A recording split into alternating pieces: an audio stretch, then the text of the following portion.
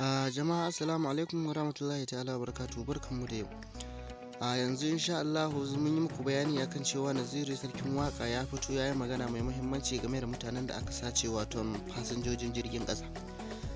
Ga masu bibiyan mu insha Allah a bidiyo mu da suka gabata kwanakin nan kuna ganin cewa 'yan ta'addan da suka kwashi mutane a cikin jirgin ƙasan sun saki wani guntun bidiyo nasu suna ta barazana da za su sace Nasiru El-Rufai da kuma shugaban ƙasa, har ma da irin ukuba da azabar da suke ganawa wa'annan fasinjojin. To mutane sun yi cincirin da suna kowa yana faɗin abin da yake cikin bakin shi.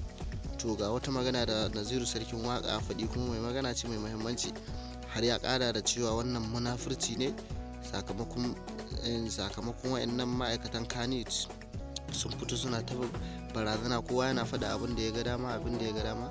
Naziru sarkin waka ya cicciki wa'annan masana'antar kanit domin yana ta nuna cewa wannan abin da suke yi munafurci ne, ga abin da ya dace a yi ba a yi ba.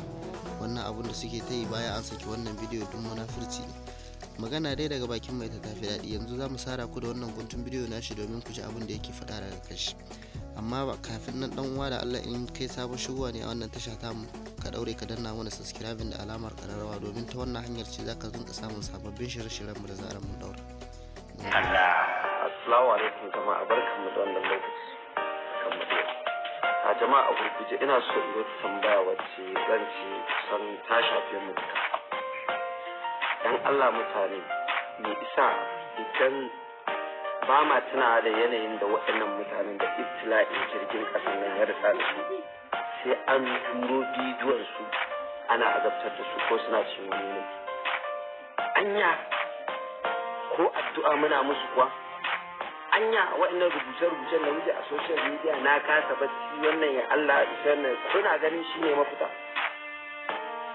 To ƙarya muke, munafunci ya fi yawa a cikin al'amarin mutanen mu da mu duka. Dalili, kwana biyu ne uku da an mun manta, amma me da an wullo bidiyon su mun iya musa gwamnati a gaban mu ta zaki sabu. So in muku a takaice, in mu muna da mutane ne mu masu ganewa. Shugaban ƙasa Muhammadu Buhari duk bayanin da zai yau shekara nawa yana yin iya abin da zai iya yayi bayani ne. Gwamnan Nasiru El-Rufai ya yi iya bayani, ya faɗa abin da za su iya sun yi. Zulum muna kallon sa akan titi yana yawo da kasan shi ne jami'in tsaron ma haka. Ya yi ihu a nan, ya ɗaga murya a nan, muna kallo. Gwamnan Zamfara har zuwa ya ce kowa ya kara. Gwamnan Katsina ya faɗa. To abin da ya rage mana mu da malamanmu ne su fito su tsaya a faɗa abin da ya kamata a tafi shawara ta gaba. Amma yau mun wayi gari